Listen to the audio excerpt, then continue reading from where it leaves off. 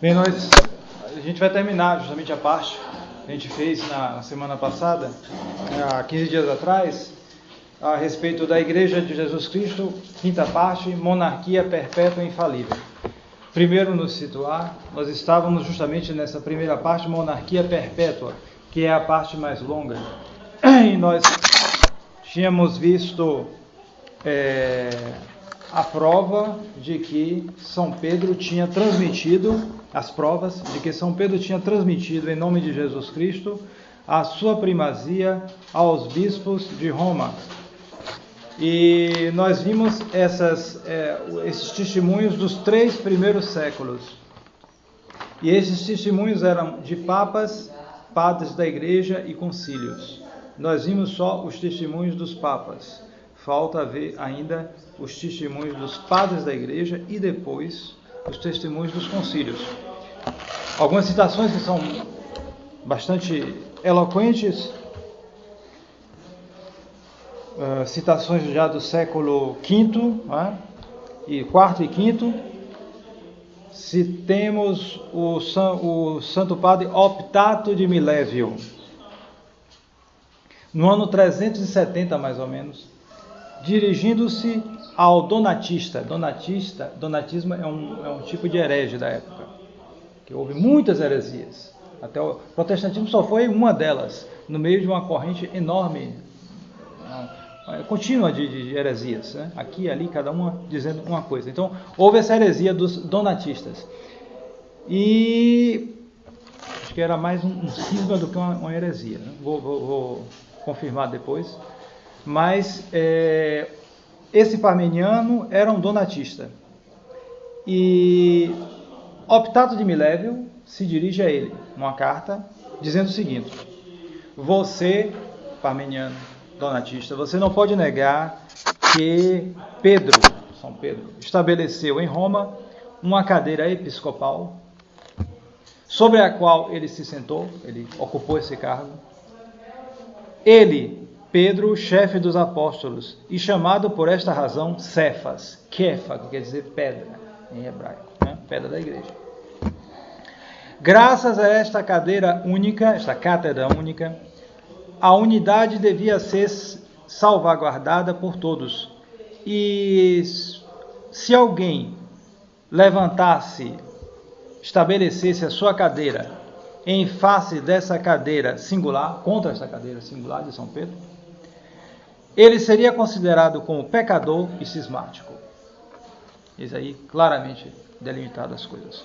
Ora, esta cadeira singular, esta cadeira única, subsiste ainda. Eles estavam no ano 370, já há mais de 300 anos que São Pedro tinha sido martirizado. Mas ele dizia que a cadeira subsistia, a cátedra, mostrando, portanto, a perpetuidade dessa monarquia, desse poder. São Pedro já morreu, claro, todo mundo sabe, mas a cátedra subsiste. Esta cátedra única subsiste ainda, pois, motivo, Pedro, que primeiro ocupou essa cadeira, foi substituído por Lino, depois por Clemente, que vai ser nessa semana o dia dele, né? Eu falei até na pregação. Depois Anacleto, o Cleto. Depois Evaristo, e assim continuamente, até o atual bispo de Roma, com o qual toda a catolicidade está em comunhão, e nós com ela, graças à troca de cartas, correspondências de comunhão. Eis aí a teologia do primado, desenvolvida como num manual de teologia dogmática. É claro, não tem a menor dúvida, não há vacilação nessa aí. Está bem elaborado, não tem dúvida nenhuma. São Optato de Milévio no ano 370. Outro testemunho, a gente pode citar Santo Agostinho, 354, 430, um pouco depois de Optato de Milévio. No seu salmo contra o partido de Donato, ainda contra os donatistas, ele escreveu: você sabe o que é a Igreja Católica. A vinha cujo a vinha verdadeira, do qual você, o donatista, você é o ramo cortado. Volte, portanto, a fim de que você seja de novo enxertado nessa verdadeira vinha. Quer dizer, ele está considerando o donatismo, os donatistas, como ramos cortados da verdadeira vinha. E essa vinha é a Igreja Católica. Então, você quer voltar? Então, volte para que você seja, o seu ramo seja de novo enxertado. Sabe o que é enxertar? Pegar um ramo e colar ali naquela... Tem uma técnica própria para fazer isso. Pois a vinha verdadeira, ela está onde está a cátedra de Pedro. Esta cátedra da qual nós conhecemos a série contínua autêntica de titulares. Ou seja, Santo Agostinho é o mesmo argumento de Santo Irineu, né? Desenvolvido, e também de Optato de Milério. Ele diz que é essa sequência, nós conhecemos, está aí. Todos conhecem aqui a sequência dos sucessores de São Pedro. Está aí o critério para você procurar a verdade. Está aqui. Santo Ambrósio tem a famosa frase: onde está Pedro, aí está a igreja. Ubi Petrus, ibi ecclesia. Onde está Pedro, está a igreja. A famosa frase de Santo Ambrósio, que é muito citada, assim como a frase de Santo Agostinho, que depois nós veremos: Roma locuta est, causa finita est. Há outros testemunhos, mas acho que esses bastam. Há muitos outros. Só estou citando alguns, sem falar nos testemunhos que foram perdidos pela história no correr dos anos, milhares, mais de 1.500 anos, esses testemunhos, muitos foram perdidos. Concílios, há vários, mas eu quero citar somente o caso muito interessante, muito ilustrativo do concílio de Éfeso. Esse concílio se realizou, eu já falei dele algumas vezes aqui, no ano 431. Então eu vou aqui recordar como foi que se deu esse concílio, qual foi a ocasião que suscitou isso. Né? Como é que começou? Em 428, lembremos bem, temos que nos pôr no contexto da situação, na situação. Né? Em 428, faltavam apenas menos de 50 anos para Roma cair completamente. Roma já estava numa decadência daquelas. Era invadida toda hora, os imperadores eram fantoches, não tinha mais aquele prestígio de jeito nenhum que ela tinha 200, 300 anos antes. E Constantinopla era a sede do Império Oriental, Romano do Oriente. E essa Constantinopla era a cidade mais importante daquela época, muito mais importante do que Roma. É como se, mal comparando, a gente colocasse hoje Salvador e São Paulo. Salvador era mais importante antes, mas depois de alguns séculos, São Paulo se tornou muito mais importante do que Salvador. Não é? E mais ainda porque naquela época Roma era invadida, era tomada, era um caos Roma. Enquanto que Constantinopla ainda estava em pleno apogeu. Era a cidade mais vista, mais considerada daquela época. Pois bem,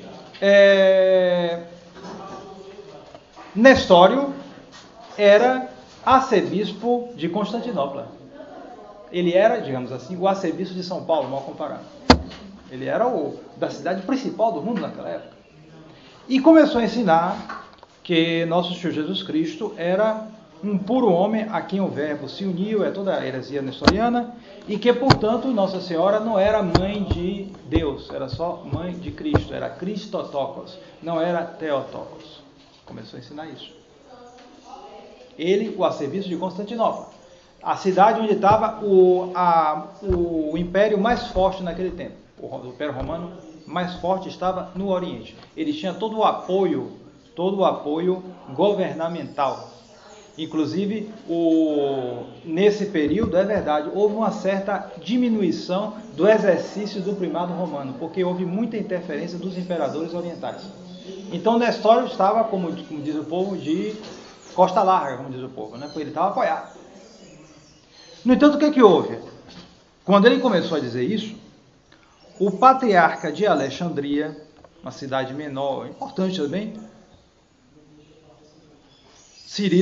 São Cirilo, voltou-se, o que ele fez? Foi brigar com o Nestor? O que você está dizendo isso? Que negócio é esse?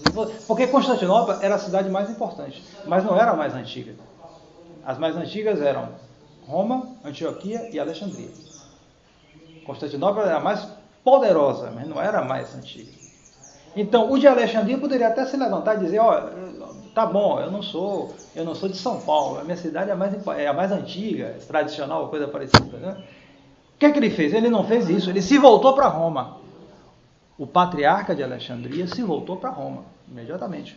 Consultou, justamente, o Papa Celestino, a fim de ter uma orientação indiscutível antes de condenar o erro. Isso aí. Tudo isso a gente tem que refletir à luz dessa, para justamente mostrar essa crença no primado de Pedro, já desde os começos da igreja. Eis aqui o que diz São Cirilo. Nós não quisemos abandonar a comunhão, quer dizer, a união com Nestório, antes de manifestar todas essas coisas ao Senhor. Dignai-vos nos fazer conhecer a vossa opinião a esse respeito, ou seja, ele pede a opinião do Papa Celestino a respeito das opiniões de Nestório. Ele ouviu Nestório falar isso. Ele, com os ouvidos católicos, ele ouviu e falou, que é isso? Isso não é a crença da igreja. E procurou consultar o Papa Celestino. E é por isso que se você vê por aí protestante dizendo, esse negócio de dizer que Nossa Senhora é a Mãe de Deus, foi no Concílio de Éfeso, no século V, não é verdade isso. Foi declarado, definido no século V, em 431. Mas a crença já existia. A questão é que ninguém se opunha a isso, então não havia necessidade de definir. Quando chegou aqui, um infeliz no Nestório começou a contestar. Então, imediatamente, os bispos já ficaram alarmados, os fiéis, o que é isso? O que é que ele está dizendo? Isso não é a nossa crença. Então, São Cirilo, continuando, pede para que o Papa Celestino declare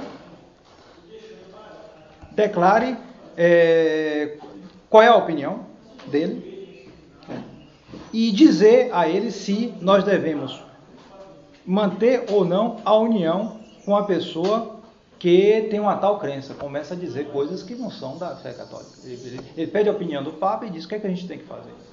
Temos que nos separar dele, temos que estar unidos a ele, o que é que a gente faz? Isso aí, logo de começo, por ocasião de um erro, de uma confusão, todos se voltam para a Cátedra de Roma. E mais, o próprio Nestório se voltou para a Cátedra de Roma, para se justificar.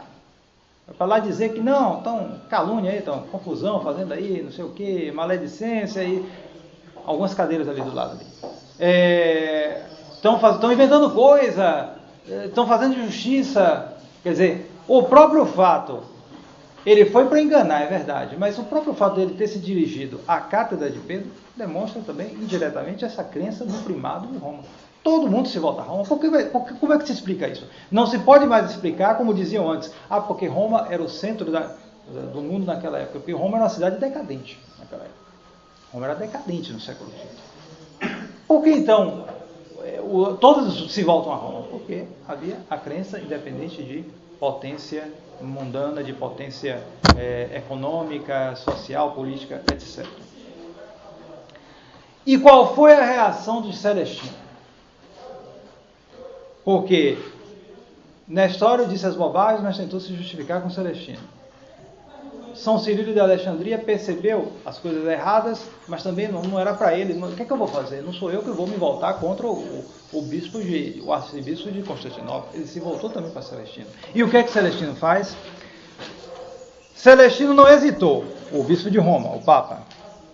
Reuniu em Roma um sínodo para examinar a causa. Quer dizer, ele pegou, vamos examinar isso. Reuniu, examinou. E fez um julgamento sem apelo. Atenção.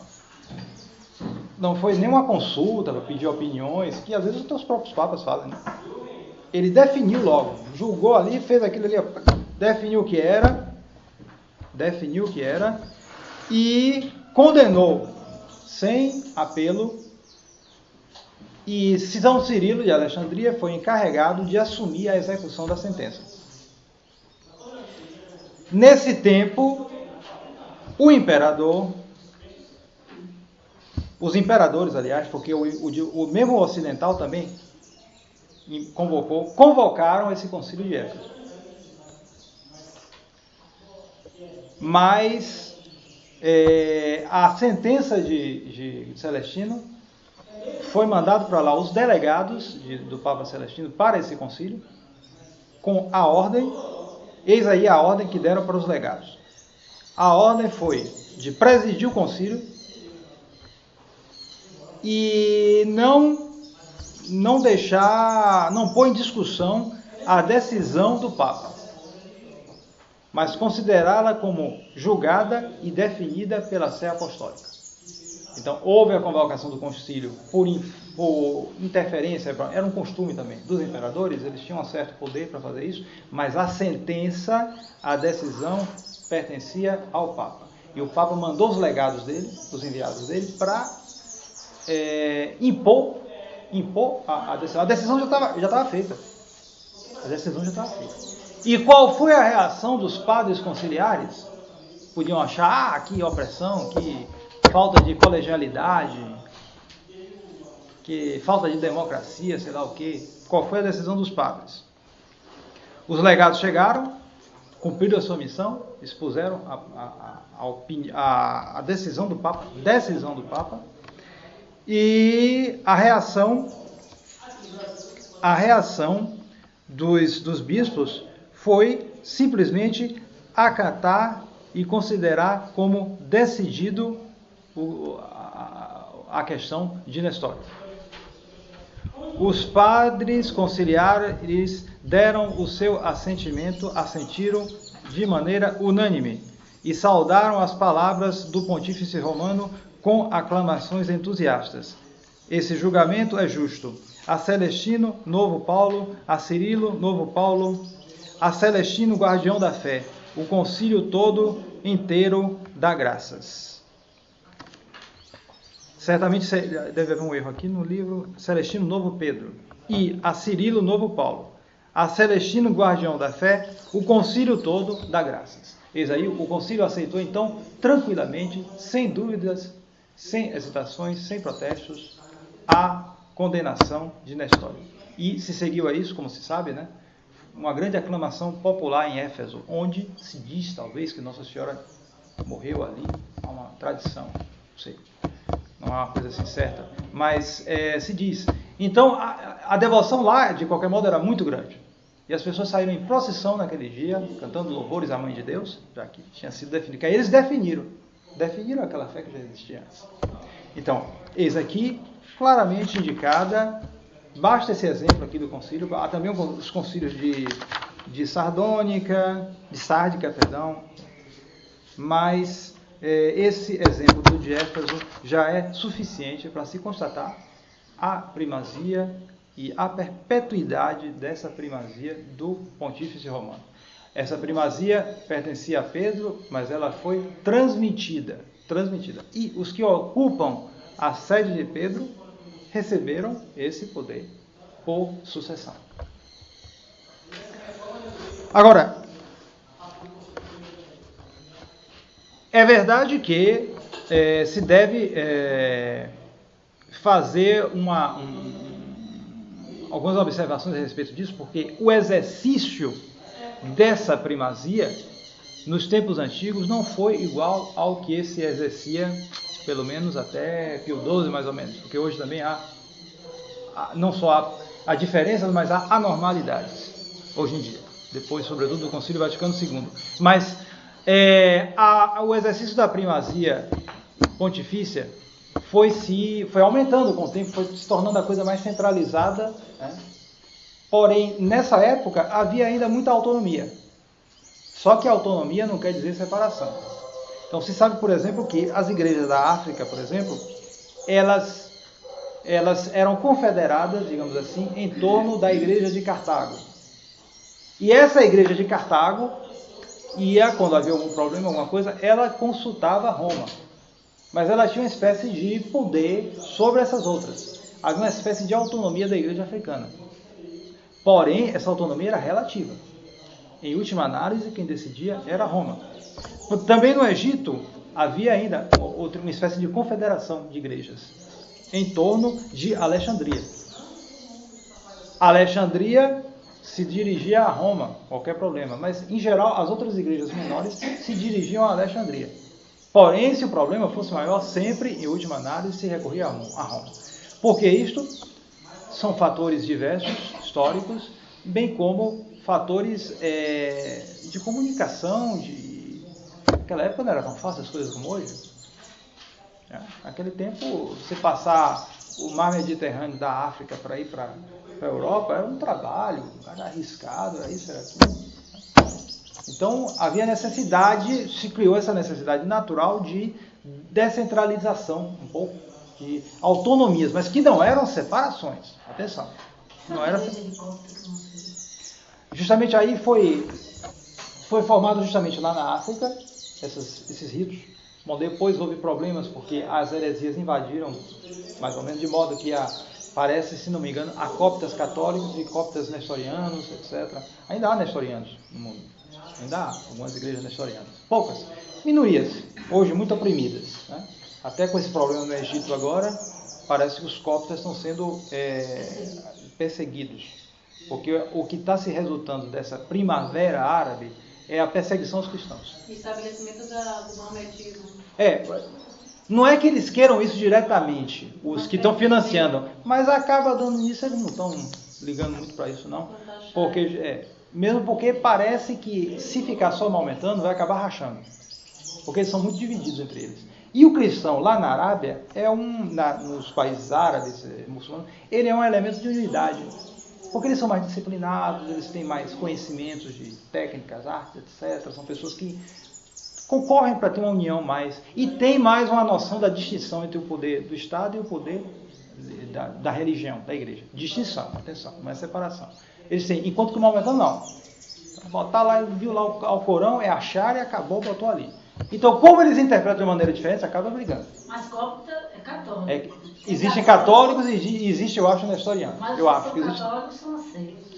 Sim, o fato é que os coptas em geral, não sei quais são, estão sendo perseguidos agora pelos egípcios, porque justamente essas revoluções por aí estão levando a poder de extremistas islâmicos. Os negros também, do norte da África, que também acho que seguem o rito copta, eles também estão sendo massacrados agora pelos líbios, os maometanos líbios. Exatamente. Está resultando nisso. Parece que é um plano para dividir esses países todos. Entre os donos europeus, entre os ocidentais. O copta é uma espécie de igreja, são igrejas católicas, cristãs em geral, que se estabeleceram mais ou menos na região da Etiópia até Egito, por ali. Em geral são pessoas negras, cristãos antigos. Não se sabe, talvez até o eunuco da rainha Candace, que tenha começado ali, que era negro, né? Que começou lá o cristianismo, recebeu de São Filipe, pode ter espalhado ali o cristianismo. Então havia essas cristandades ali. Então algumas são nestorianas, caíram na heresia, outras que são católicas, são grupos cristãos, que se chama copta, não sei por que a origem desse nome, copta. Mas eles são grupos cristãos. Bem, então continuando, devo fazer só essa observação. Não se deve confundir autonomia e separação. Quem estuda os primeiros séculos da igreja, se vê que o primado se exercia, mas não era da mesma maneira. Isso foi crescendo com o tempo, era um grão de mostarda. Foi crescendo-se. A centralização não é uma finalidade em si mesma, ela é um meio, serve para manter a unidade. Então, na medida das circunstâncias históricas, a tendência foi a centralização aumentando. Porque justamente favorecia, eles foram vendo que deixar a coisa muito autônoma acabava dando problema.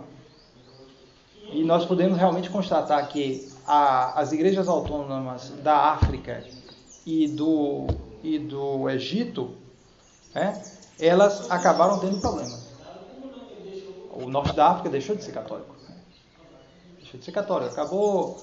Onde a sé de Pedro agia mais, as coisas se mantinham mais católicas. Em geral, a regra geral era essa. Bom, passemos agora à monarquia infalível. Monarquia infalível. Há menos coisa para dizer a respeito disso, mas há coisa importante para dizer aqui. Em primeiro lugar, a gente tem que delimitar bem o que é esta infalibilidade. A monarquia pontifícia de São Pedro é infalível. Mas é preciso ver que infalibilidade é essa. O que é esta infalibilidade? Primeiro, não se trata de impecabilidade. Eles não são impecáveis e a própria série dos papas demonstra isso. Houve uma minoria de santos, uma minoria menor ainda de pecadores, porque houve muito papa ruim, e uma maioria de pessoas que tinham virtude, que eram de direita, mas que também não eram santos. Em geral, é assim que a gente constata na série de papas. Né? Eles não há impecabilidade. Também não é uma ciência universal. Atenção. A infalibilidade não é algo que o Papa abre a boca e pronto, acabou. A verdade sai da boca dele. Não é assim. Também não é isso. Trata-se de um privilégio. Privilégio, do latim, né? Uma lei privada. Uma coisa que Nosso Senhor tem para com o Papa e só tem para com ele. E esse privilégio supõe uma assistência divina que afasta os riscos de erro. Não se trata nem de revelação de verdades novas, atenção, não se trata de revelação de verdades novas. O Papa não tem revelações, normalmente não é isso. E se ele tiver alguma revelação particular, isso não depende, não vem do privilégio da infalibilidade pontifícia. Não é isso, não é revelação particular. E também não é inspiração como inspiração bíblica. Também não é isso. Na inspiração bíblica, o autor principal é Deus. Não é o caso do privilégio da infalibilidade. É diferente. Coisas diferentes para a gente não confundir, acabar dizendo coisas que não são verdadeiras.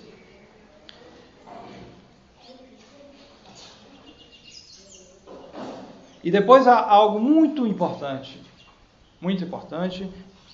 à luz da qual a gente tem que entender todos esses testemunhos que a gente deu aqui, que a gente vai desenvolver um pouco agora, é que a apologética, o estudo que a gente está fazendo, não prova exatamente, pelo menos, a extensão e as condições deste privilégio. Porque isso é importante. Este privilégio, ele é limitado e condicional.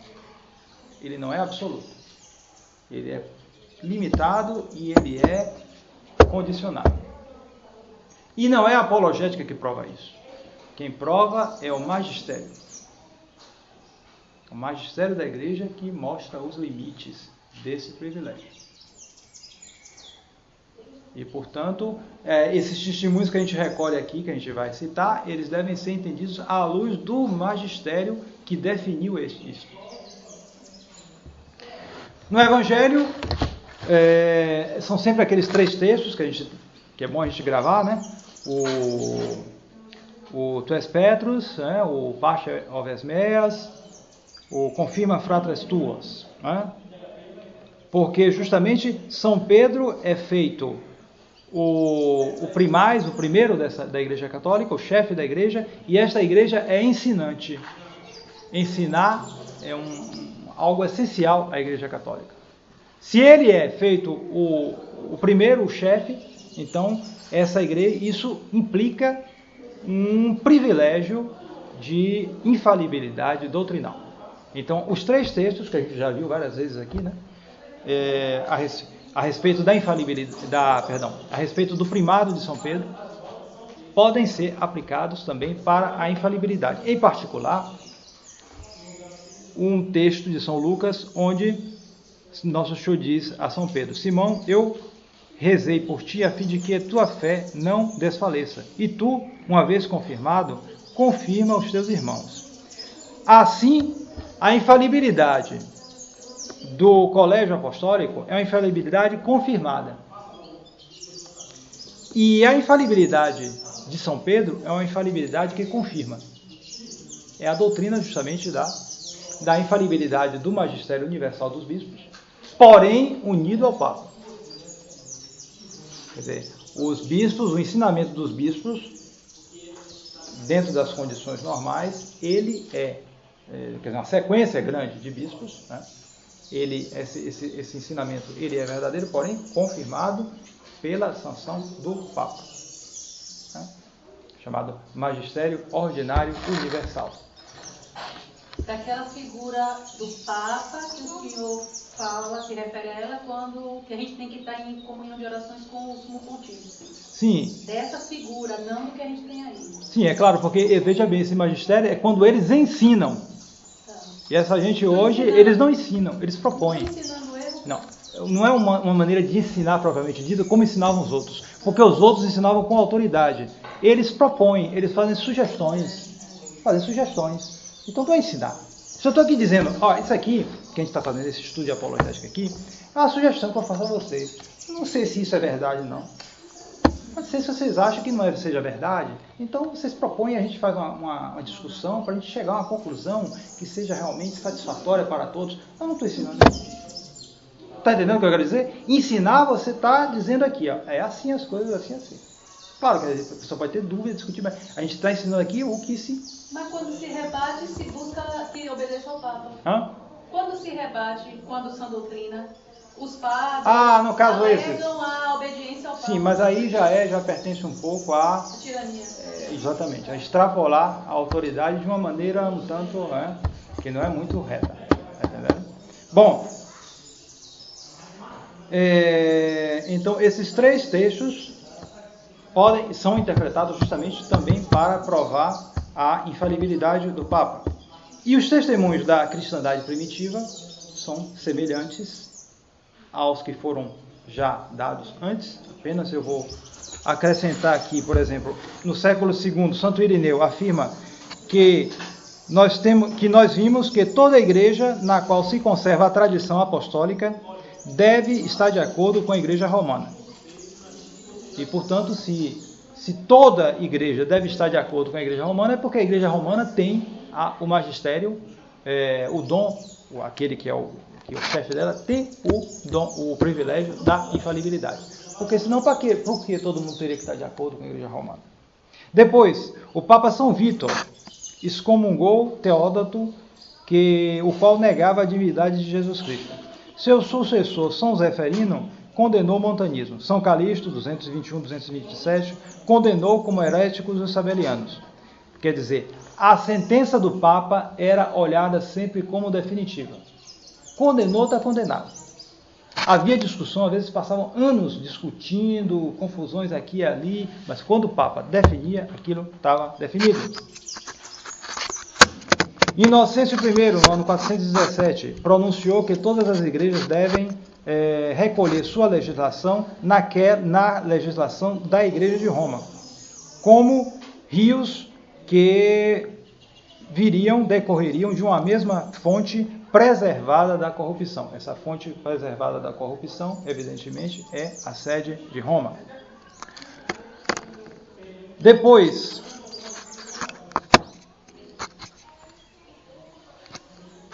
os concílios de Éfeso e de Calcedônia reconheciam a primazia do bispo de Roma e afirmavam também a sua infalibilidade. Eles consideravam definitivo e irreformável o ensinamento dos papas Celestino e Leão Magno contra os erros de Nestório e Eutiques, que é outra heresia. Eutiquianismo é outra heresia. É tanta heresia, quando a gente vai estudar a história da igreja, é uma quantidade de heresia, não tem mais tamanho. Sempre houve divisões. Eutiquianismo, acho que era o nome da... Não era Eutiquianismo, perdão. Eutíquio era... esqueci agora o nome. Acho que era monofisismo. Vou verificar depois. Era monofisismo. Bom, além disso, a célebre citação de Santo Agostinho. Santo Agostinho participou justamente da polêmica da heresia pelagiana, outra heresia, de Pelágio. Era um inglês esse. Pelágio era um inglês, justamente, que dizia que nós poderíamos cumprir as obras da lei sem a graça, só com o nosso esforço. Dizem até que era uma seta mesmo, o sujeito fazia penitência, tudo, porque ele dava exemplo, né? Ele tentava cumprir todas as obras, os mandamentos, tudo, só pelo esforço dele. O fato é que ele ensinava isso. E aí houve polêmica, e depois de muita polêmica, troca de cartas naquele tempo, né? Demorava um tempo enorme para a carta chegar, ir para lá, para cá, as correspondências, até que, recebendo o decreto pontifício, Santo Agostinho escreveu logo: nós só devemos nos apoiar, nos referir a São Pedro. Sobre este negócio, a questão de Pelágio, o pelagianismo, os trabalhos dos dois concílios foram enviados à Sé Apostólica. Houve a reunião dos concílios, mas até aí não estava definido. Eles enviaram as coisas para a Sé Apostólica. Dela nos veio as respostas. Quer dizer, a Sé Apostólica respondeu, confirmando a condenação do pelagianismo. Está condenado, etc, etc. A causa terminou. Tomara que também o erro acabe. Ou seja, é o que diz em latim: Roma locuta est, causa finita est. Roma falou, a causa está terminada. Então, para Santo Agostinho, Roma falou, decidiu. Atenção, decidiu. Se Roma decidiu, a causa terminou. Esse testemunho é muito claro, é o que se cita por aí, né? Agora, tudo isso deve ser entendido à luz do que foi dito aqui logo no começo, do limite e das condições deste privilégio da infalibilidade. Porque é muito fácil, e infelizmente há muita gente que não quer ir adiante e que, para se defender, põe na cabeça, na memória, bem gravadinho, certas frases de efeito e cita isso como, pronto, é o escudo dela, ela não quer mais pensar nem raciocinar. Ela cita isso. Roma locuta, causa finita. Pronto. Aí pega qualquer coisa que Bento XVI ou João Paulo II falou. Ou então, mais ainda, a de Santo Ambrósio. Ubi Petrus ibi Ecclesia. Você não está com Pedro, acabou a história. Você está fora da igreja. Ubi Petrus ibi Ecclesia. Bom, aí a gente pode ir mais longe e convidar essas pessoas para que sejam mais lógicas, né? Então, João Paulo II foi lá para a Índia, todo mundo sabe, recebeu uma unção lá de uma sacerdotisa hindu feita com estrume de vaca. Estrume de vaca, sei lá como é, e bota na testa, ele recebeu, tem a foto dela recebendo. Ubi Petrus ibi Ecclesia. Portanto, a igreja estava lá e ela tem que fazer a mesma coisa também. João Paulo II foi para um culto lá numa floresta, lá no Congo, eu acho. Uma floresta sagrada lá. Como tem aqui esses bosses de macumbeiro aí, né? Ele foi para lá e fez um rito lá, satânico, lá com essa gente. E bebeu aquela poção satânica. Bebeu também, ainda bebeu. Ubi Petrus ibi Ecclesia. Essa pessoa que diz isso, você tem que ir lá também para os macumbeiros aí para fazer a mesma coisa. Onde está Pedro, está a igreja. E assim por diante. Quando convém, padre. Então, se você for lógico, você tem que fazer tudo isso que esses padres fizeram. É lógico, ubi Petrus ibi Ecclesia. Se a gente interpretar ao pé da letra essas coisas, você tem que seguir tudo isso. Ora, a verdade não é essa. Esses testemunhos aqui que a apologética dá, eles têm que ser investigados à luz do magistério. Porque aqui mesmo, o próprio Tratado de Apologética diz, não é a apologética que dá o limite e as condições do primado romano, da infalibilidade pontifícia. Não é ela que dá. Quem dá é o magistério. E o magistério nós conhecemos. Pegue o Denzinger, já tem, eu não sei se tem Denzinger em português, né? Mas tem em espanhol. É o ponto 1939, eu acho, onde tem a declaração do Concílio Vaticano I sobre a infalibilidade pontifícia. Eu não trouxe aqui, esqueci. peço desculpas, mas ele dá 4 condições. 4 condições. O Papa é infalível quando ele ensina como doutor de toda a igreja, ensina assuntos de moral e de dogma, com a intenção de obrigar a toda a igreja. Não há um ponto, esse aqui é o particular. Então, há condições para isso. Quando ele não ensina com a intenção de obrigar, ele não é infalível. Bom, é verdade, normalmente o que o Papa diz a gente tem que seguir. Normalmente é assim. Mas, se a gente compara um ensinamento que não é infalível com os ensinamentos, com a série de ensinamentos infalíveis, ou mesmo sem ter a infalibilidade, mas que são contínuos e que estão em desacordo completo com esses aqui, a gente vê que a gente não está obrigado a dar, a gente não deve dar o assentimento para tudo aquilo que é feito, porque ele não exerce a infalibilidade dele. Ele tem um privilégio. Se ele é Papa, ele tem um privilégio, realmente. Bento XVI tem o privilégio da infalibilidade, mas ele não exerce.